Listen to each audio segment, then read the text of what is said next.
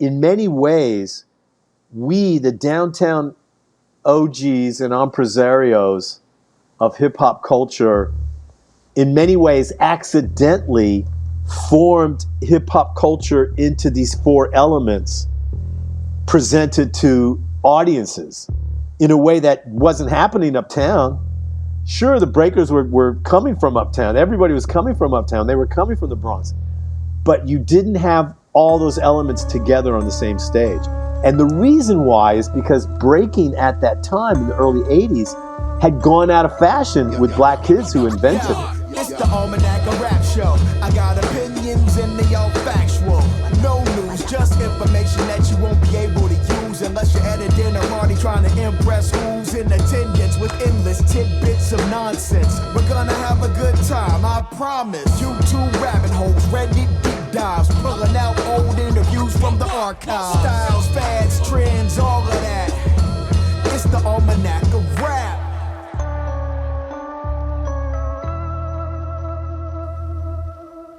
Welcome to the Almanac of Rap, the show that knows that hip-hop will never die. I'm your host, Donwill, and today's guest is writer, filmmaker, and musician Michael Holman. He was one of the first people to use the term hip-hop in a print publication, and he's the creator of the show Graffiti Rock. He also founded the band Grey alongside Jean-Michel Basquiat. We'll talk about all that and more in a second, but first, I gotta kick the ballistics.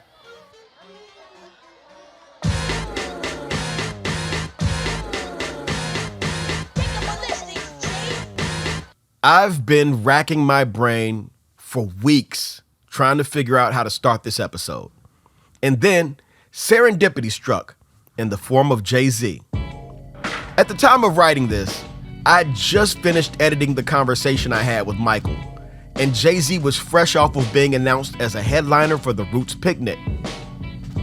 He also announced a 3-night residency at Yankee Stadium in the Bronx.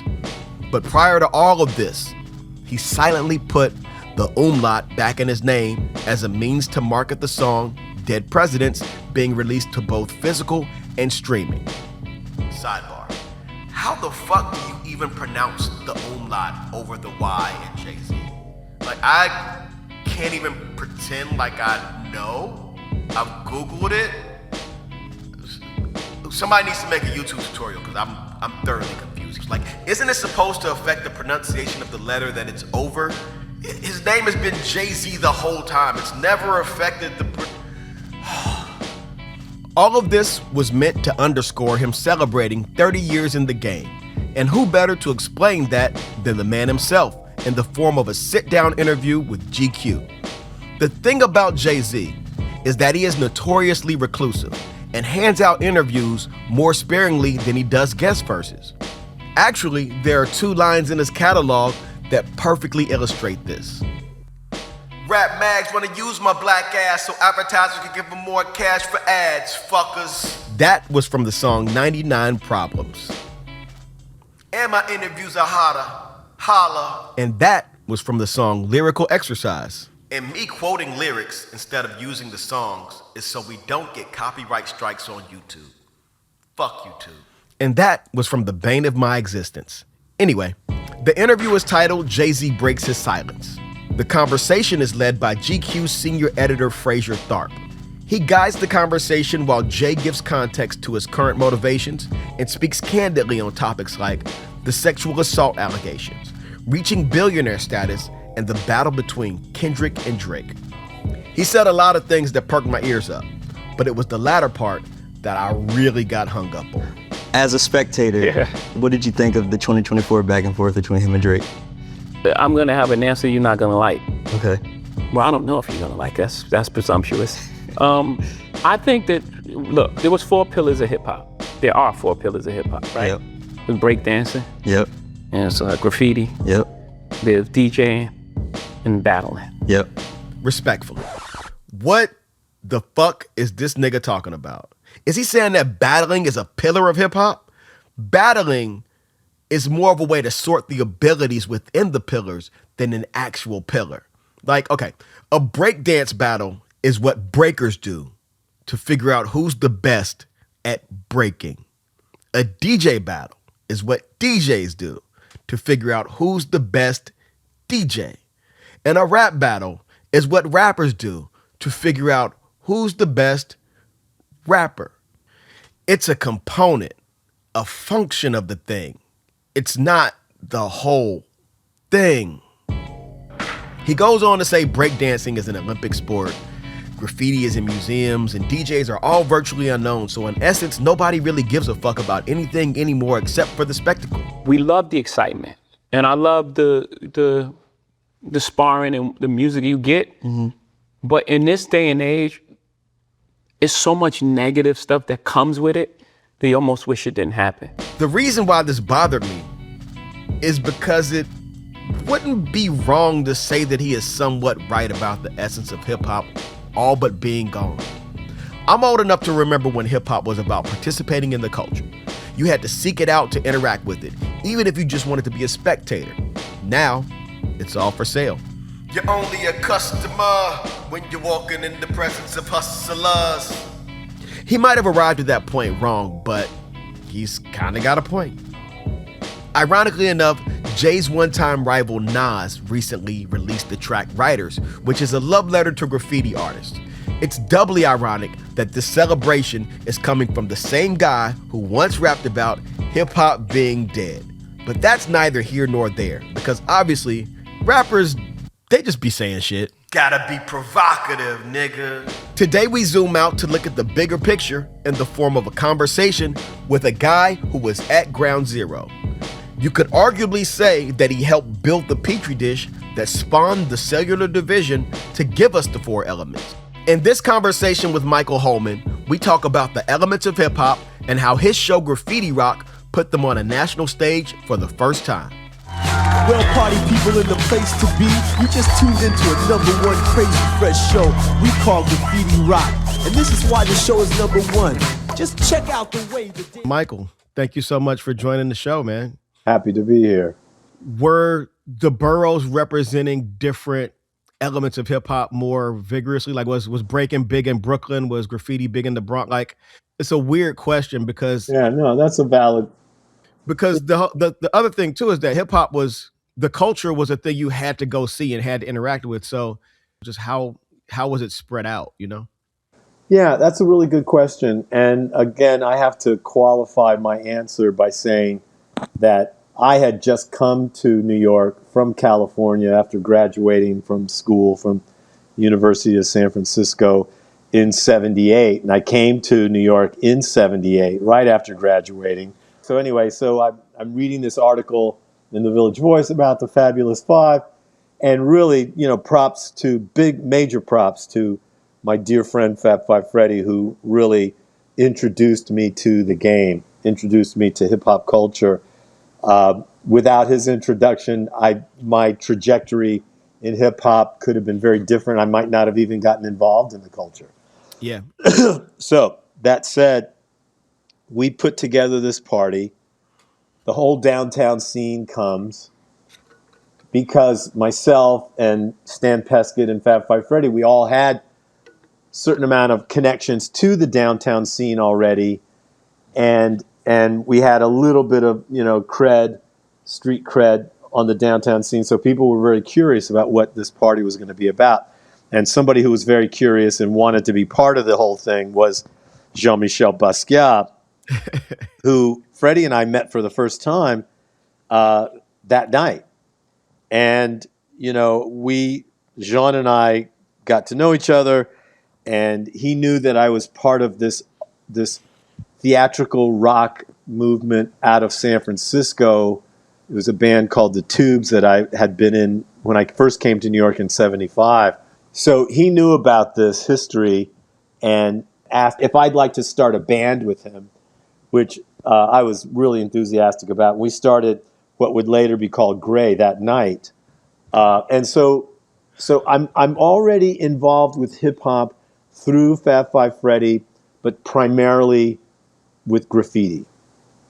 Then I get heavy into the downtown underground art scene with Jean-Michel Basquiat, which is really not so much about uptown hip hop culture. It's more of a downtown experimental music, avant-garde movement.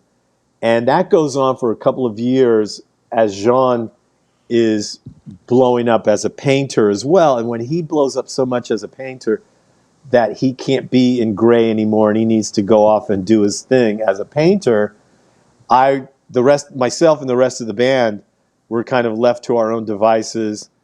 And I got more into filmmaking, and as a filmmaker wanted to make really weird experimental films. And I'd heard about these kids spinning on their heads called breakers or breakdancers. And in a way, me wanting to film these kids that I'd heard of who were breakdancing, spinning on their heads, doing these unusual things, and wanting that to feed my films, I ironically, thinking that this breaking and this overall hip-hop movement would serve me as a filmmaker and be subject matter for my films, the tables were turned on me, and hip-hop culture said, no. You're not going to use me, or you're not going to use us to augment your film career. We, or hip-hop culture, is going to use you to help bring us to the world. Wow. And that's what happened. You know, graffiti in general, I think a lot about graffiti these days, and I think about its place within the culture and how it's represented or not. Oftentimes, it feels underrepresented in a way that your show being titled Graffiti Rock and being about all the elements, but, you know, when you're looking at it, you're seeing people dancing, you're seeing DJing, you're seeing rapping and battling. Graffiti is like the backdrop. It's the set piece. And I feel like that set piece in modern day has kind of been, it's been dressed over with designer clothes or whatever, you know, that's a whole other thing. But my question about Graffiti Rock in general is just the name. What was, you know, like what was the impetus to call it Graffiti Rock? So that's a very interesting story. So Henry Chalfant, there's a number of people who, along with Fab Five Freddy and myself, who were bringing the culture downtown and spreading it to the world. There's a number of other people that you need to include in there, and as filmmakers and impresarios, and two of them I'd like to bring up who are good friends of mine. Three of them: Henry Chalfant, who is best known as someone who documented graffiti on and aerosol art on subway trains. With Style Wars? Or yeah, Style, and he was also a filmmaker. He made Style Wars. He made, I believe, he made 80 Blocks from Tiffany's. You know, these films about street culture in New York, going back to the '70s, early '70s, whatever.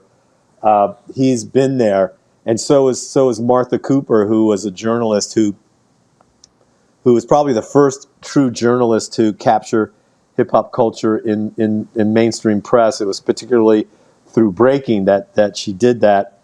Henry Chalfant had put together a show in '81, an event in the Soho, downtown New York, called Graffiti Rock. Okay. And this event would have been the very first true hip hop event, because it would have included all the elements of all the four elements of hip hop culture and expression, you know, the dance, turntablism, writing, and rap. And it didn't come off because the dance part of this was Rocksteady Crew, the preeminent, b-boy crew at the time, for sure, still are, still is the preeminent, breakdance crew. They had some beef with a gang, a Dominican gang called the Ball Busters, and the Ball Busters broke up this event, and so it never came off. What a name! It turned into a chaotic situation. I remember going to Graffiti Rock. At this stage, Gray was finished, and I was wanting to film these breakers on my Super 8 with my Super 8 camera, and there was no event to see but there were these kids hanging out outside who were there to see from a crew called IBM, Incredible Breakmasters. And I was asking them to spin on their heads. And they were like, well, we're not going to do it on the concrete here. So I got to know them and got their numbers, got to know their parents, because I was always trying to be really responsible. Didn't want to, deal with teenage kids without their parents, being engaged with it. Yeah. And started to manage them and started to get them gigs and started to film them with the intent, as I'd said earlier, of filming these dancers doing these crazy moves that I'd never heard of. Now, I like to think of myself as a very creative person, a very original thinker, and would have never used Henry Chalfant's title, Graffiti Rock, consciously. It was subconscious. Like it was in my mind, Graffiti Rock. And years later, when we finally put together Graffiti Rock, the TV show, which would have been at this stage, started shooting it almost 3 years later, I chose that name, Graffiti Rock. And I honestly, and all props to Henry, and I've apologized to him a million times already, and I've told this story a million times already. Oh. But I know I didn't do it on purpose. I picked Graffiti Rock based on based on my memory, my unconscious memory of his Graffiti Rock event that didn't come off. And now I put it on. It just sounded so cool. And I put it on my TV show, and that's where it came from. That's where the name came from. Oh, wow. Thanks to Henry Chalfant. Had no idea. Props to Henry Chalfant. Yep. I wanted to know more about how you chose the performers. Graffiti Rock was your first thing, right? Yeah, it was the pilot. Yeah. The pilot aired in 88 markets around the country, which is a lot. We got pretty good ratings. We did really well. How we picked who we wanted to pick. First of all, you have to understand, at this time, nobody's thinking about hip-hop on national television but me. Mm-hmm. I mean, yes, at this stage, little magazine shows like Ripley's Believe It or Not had breakers on it, maybe. Or, you'd have little moments where elements of hip-hop would be on TV. But a TV show that was devoted to hip-hop culture was unheard of. And hardly anyone that I discussed it with believed it could be possible. They were like, and even back then, even not that much earlier than that, people found it hard to believe that you could even have a radio show devoted to hip-hop.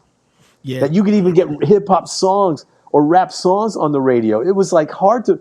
You do have to have been there back in those days to believe how much resistance there was to hip-hop culture and how much disbelief in it that there was by the general market. So when I was going around to get people to be in the show, at the same time I'm working on promoting Beat Street, because I was a producer on Beat Street, I was juggling 18 chainsaws at the same time. It didn't make things easier. But... I had to get a really integrated audience, even though my preference probably would have been to have had a majority black and certain percentage, maybe 75% black and 20% Puerto Rican and maybe 5% white crowd. That wasn't going to work on national television. There had to be a mix of white kids, black kids, Puerto Rican kids, Asian kids even. So I did that. That was a compromise a little bit.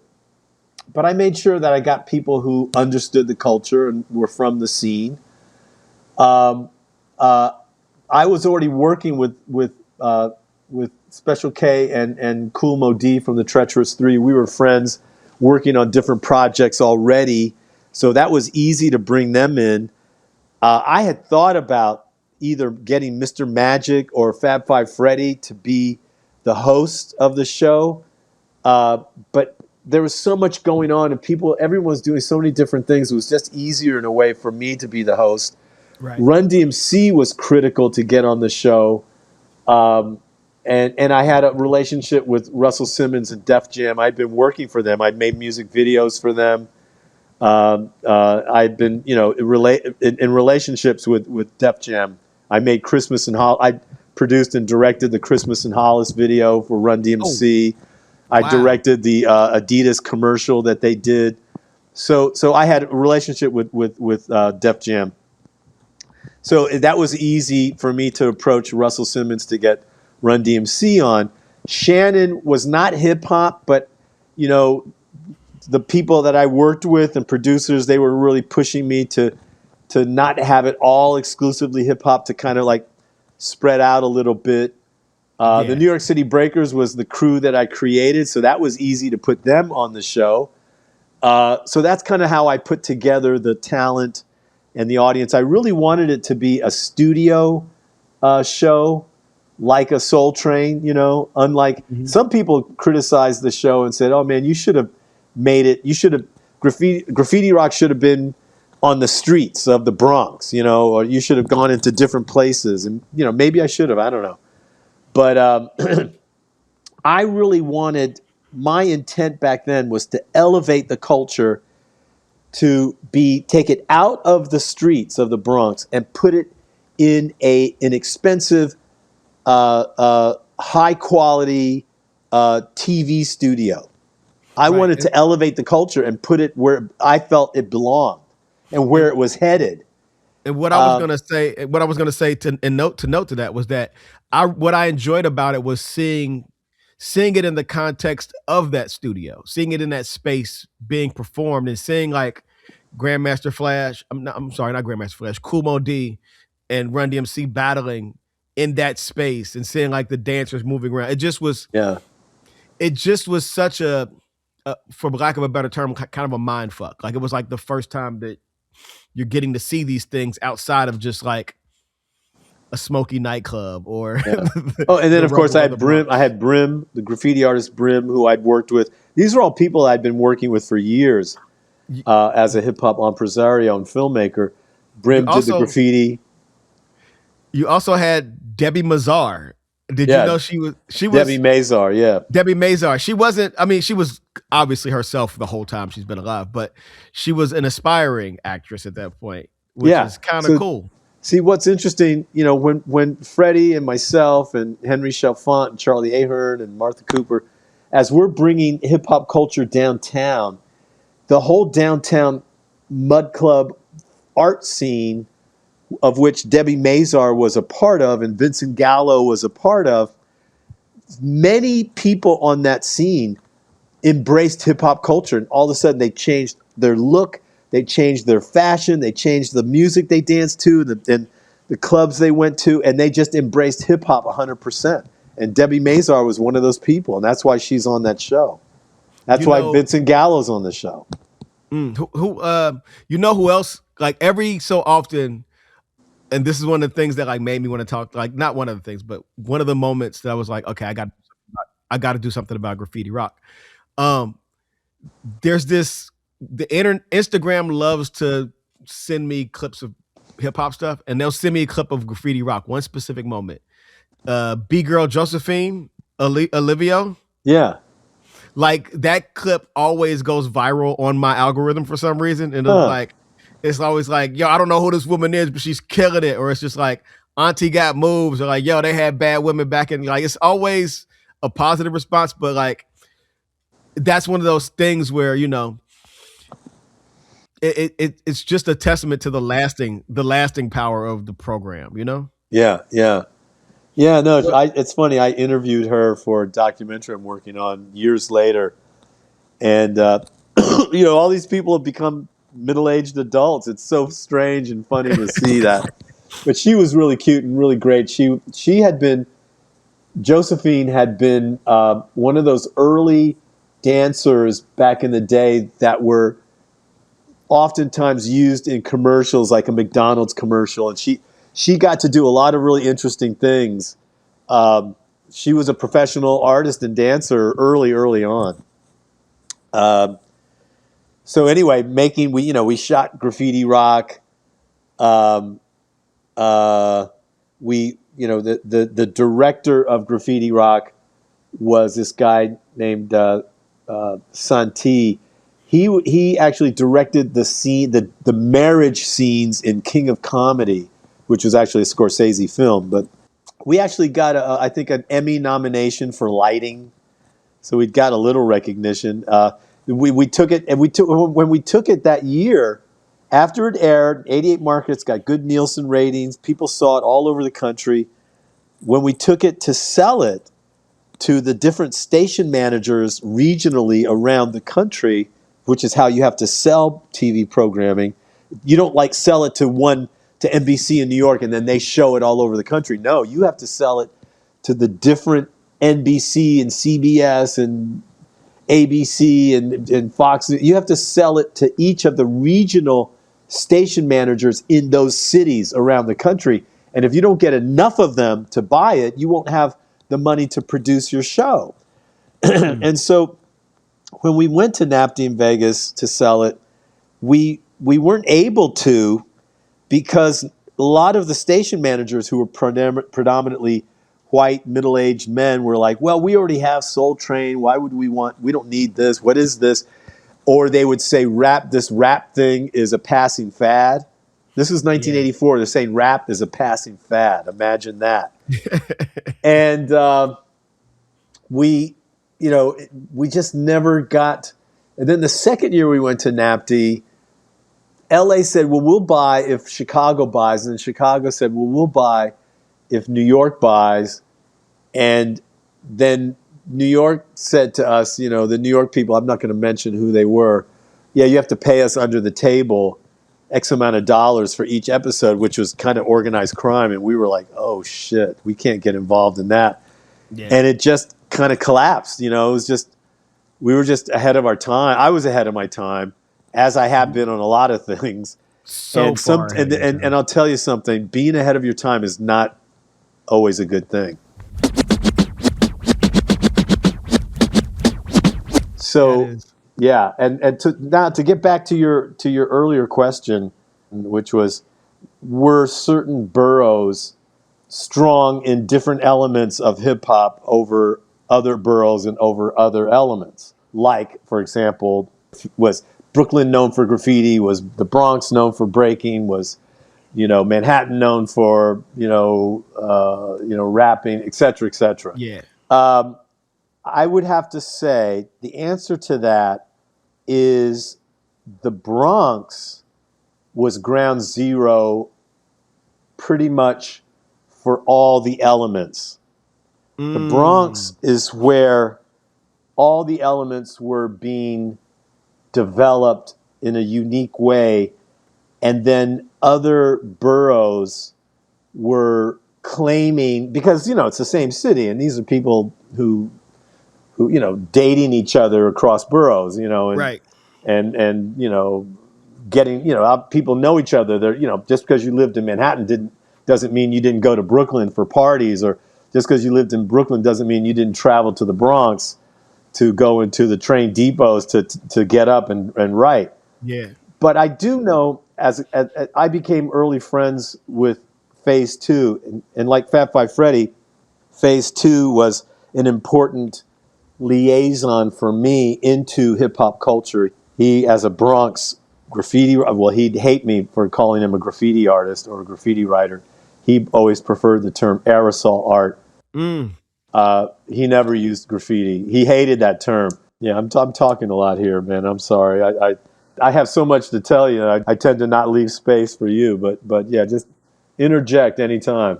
I'm excited to hear you talk, and I don't want to interject too much because, again, the stuff that you're saying is like firing my brain in so many ways. Like, even when you were talking about just talking about the different boroughs, like, it reminded me of KRS-One, The Bridge Is Over, where he says Manhattan keeps on making it, Brooklyn keeps on taking it, the Bronx keeps creating it, and Queens keeps on faking it. I know that was like a diss song targeted at Queens, right. But he kind of laid out that, like when you said it was all the disciplines were more or less being honed and sharpened in the Bronx, it sort of was like an export of the Bronx.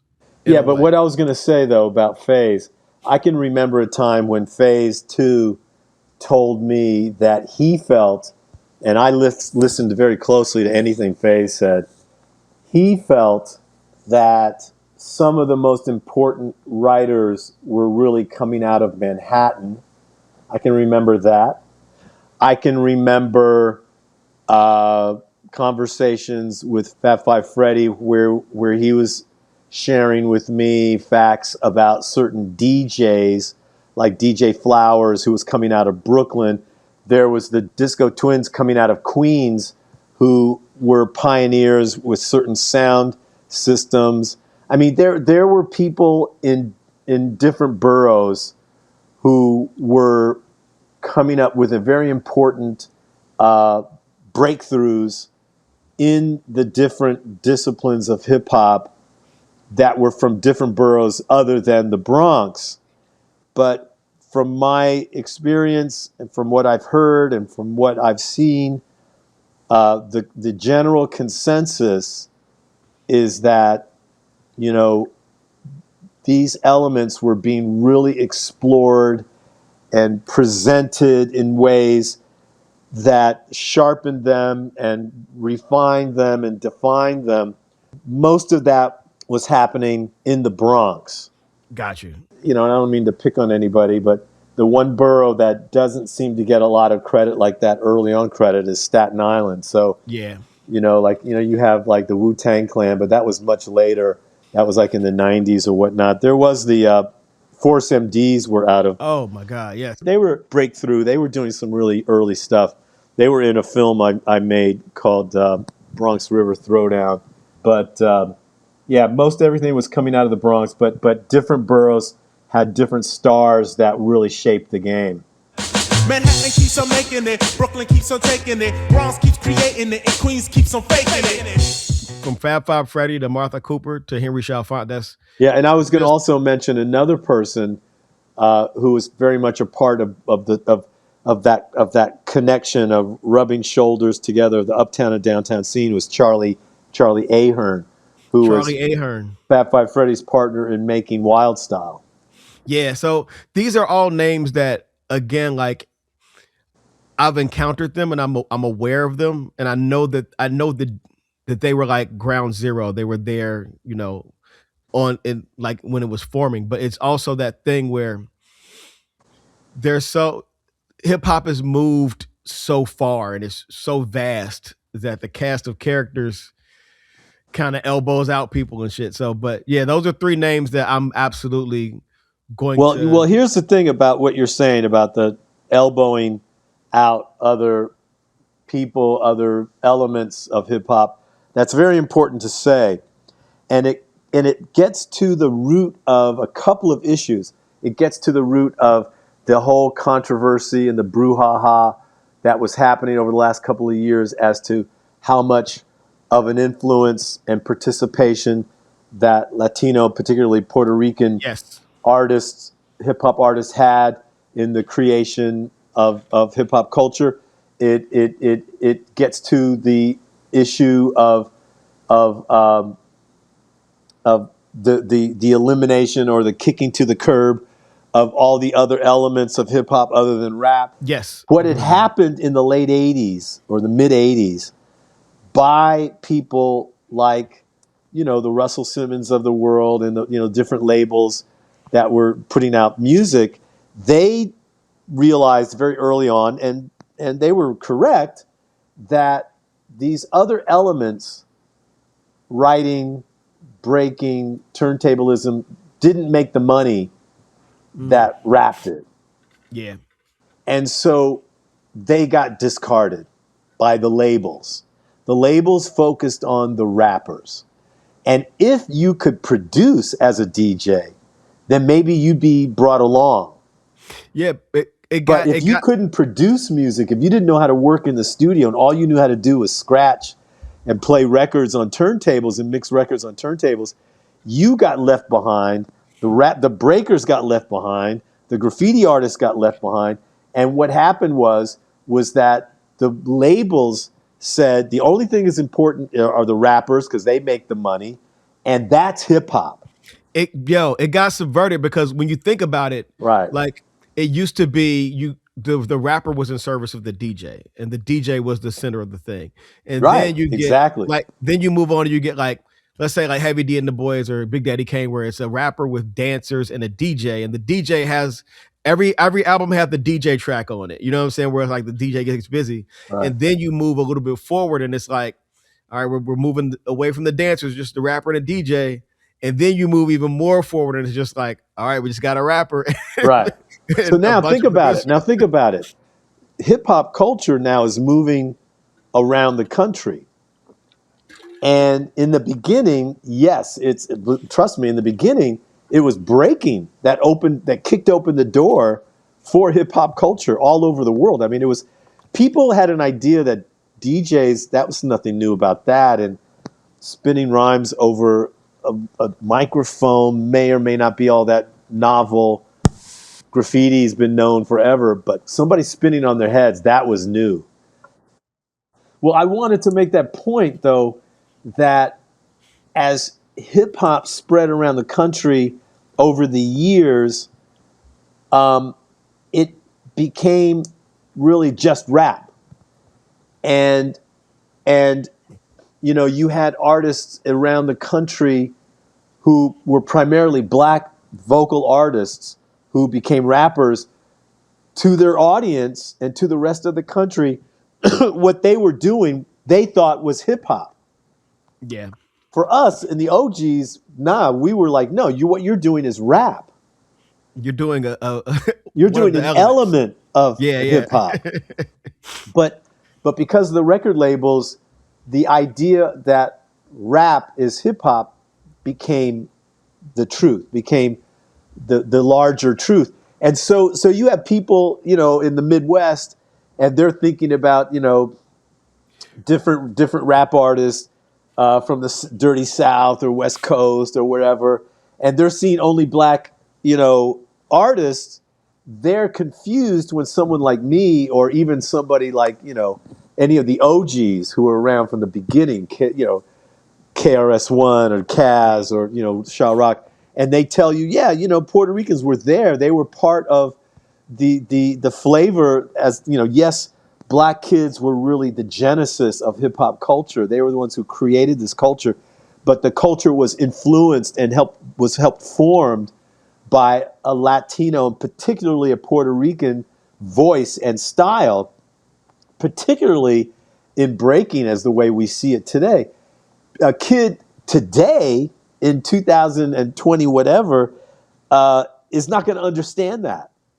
They're just going to say rap is Dr. Dre, or rap is, what are you talking about? They don't understand the Puerto Rican influence. Like I see rap and hip hop used interchangeably a lot, and they're not synonymous at all. They're not. Yeah, not for me.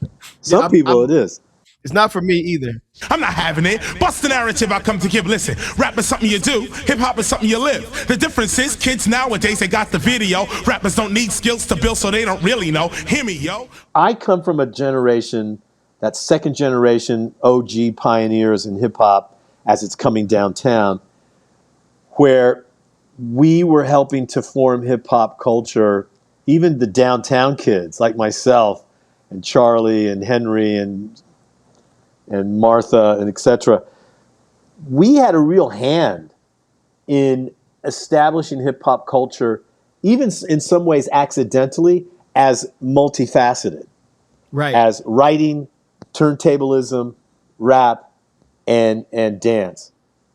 We didn't know all the times that we would bring artists downtown to perform at our clubs, to perform at our venues, to film them, to interview them, to do this exciting work without even thinking about it becoming a multi-billion-dollar industry 40 years later. We weren't thinking about that. We were just excited that there was this new, interesting movement coming out of the streets of the Bronx. As we're bringing all this downtown, we would oftentimes have an event with, we'd have breakers and we'd say, do you know any DJs? We want to have the right music, blah, blah, blah. Oh, yeah, then we'll bring them. And then, oftentimes when we would put on events that would have the elements that we thought all the elements were a cohesive movement, we didn't know that some of these breakers that we would hire, and we would ask them to bring a DJ or a rapper, or we'd hire rappers and DJs and ask them to bring breakers or graffiti artists or whatever downtown. We didn't know that a lot of these artists didn't know each other. That a lot of these dancers and breakers didn't know certain rappers, even though there is a lot of cross-pollination. There were a lot of rappers like Shaw Rock and who were breakers before they were rappers. There were graffiti artists who became rappers, like Phase 2. There were K Slade was in Style Wars, and he was like freestyling and doing graffiti. Right. Dez, and he went on to be K Slade, stuff right. like that. But here's the skinny. Check this out. In the clubs, even though these hip hop artists were getting up in clubs in the Bronx long before the downtown art scene had ever heard, before I'd ever heard of hip hop, and long before the downtown art scene had been exposed to hip hop culture, they didn't cater to breakers or graffiti artists. It was all about maybe the DJs. A lot of the DJs got into the clubs and would perform at like the Gun Hill Road Club or Stardust Ballroom or Harlem, the Harlem, I forget what it's called now. But anyway, there were a lot of clubs, Disco Fever, but they weren't all about breakers or about graffiti artists. It was the clubs downtown that had all the elements of hip hop culture performing together on the same bill at the same time. That happened downtown. That wasn't uptown. We did that first. And the Grill, as a matter of fact, my club with Ruza Blue was the first club, the first proper club on a regular basis every Thursday night, right around the beginning of 1982, was the first club to ever have writers, breakers, turntablists, and rappers in the same club on the same night, performing for a paying audience. That never happened before in any clubs. And then actually the first time that ever happened on a one-off was my Bronx River, actually it's called the Zulu Nation Throwdown. So the Zulu Nation Throwdown was something I actually named based off Zulu Nation because it was mostly Zulu Nation artists. The Zulu Nation Throwdown was a review of breakers, which was Rocksteady Crew, rappers with Ike C, DJs, Bambaataa and Jazzy J, Graffiti, Brim, and then my film, Catch a Beat, that opened up for Bow Wow Wow, which was this English new romantic band. And the reason that all happened is because I brought Malcolm McLaren up to the Bronx, introduced him to Bambaataa and the Zulu Nation, and then he asked me to put together this show. And so we put together that show of all that lineup that I just mentioned for at the Ritz, which is on East 11th Street downtown, to open up for Bow Wow Wow. That was the first time, and I've said this many times and challenged anybody to say, no, I did something else first. That was the first time that a paying audience came to see all the elements of hip-hop on one stage at the same time. That happened downtown, not uptown. So my point is that I was trying to make earlier. See, I go off on these tangents to make my points. But the point I was trying to make was that in many ways, we, the downtown OGs and impresarios of hip-hop culture, in many ways accidentally formed hip-hop culture into these four elements presented to audiences in a way that wasn't happening uptown. Sure, the breakers were coming from uptown. Everybody was coming from uptown. They were coming from the Bronx. But you didn't have all those elements together on the same stage. And the reason why is because breaking at that time in the early 80s had gone out of fashion with black kids who invented it. Okay, yeah. The Puerto Rican kids took it over when the black kids were like, we did that. It kind of came and went. We're over that. We're into doing something else now. It was the Puerto Rican kids that were like, no, wait a second. There's something here. Except we're going to add something to it. See, black kids were like, I'm going to do drops. I'll do splits. I'll do footwork. But I'm not going to get dirty. I'm not going to get my gear dirty. I'm not going to get my clothes dirty by doing all kinds of wild, crazy moves that these Puerto Rican kids were ready to do, that were more gymnastic oriented, that were much more athletic than dance, really, in some ways.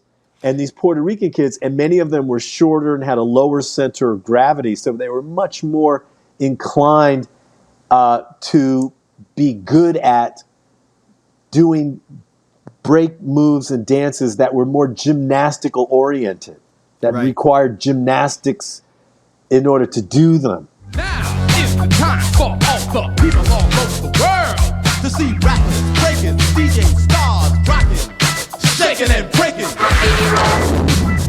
But Michael, thank you so much for hanging out with me and giving me so much game and so much information about what New York was like in the 80s and the 70s and beyond. Thank you, Donwill. I appreciate you, and thank you for having me on your show. I enjoyed it and look forward to hearing more about you and what you're going to be doing.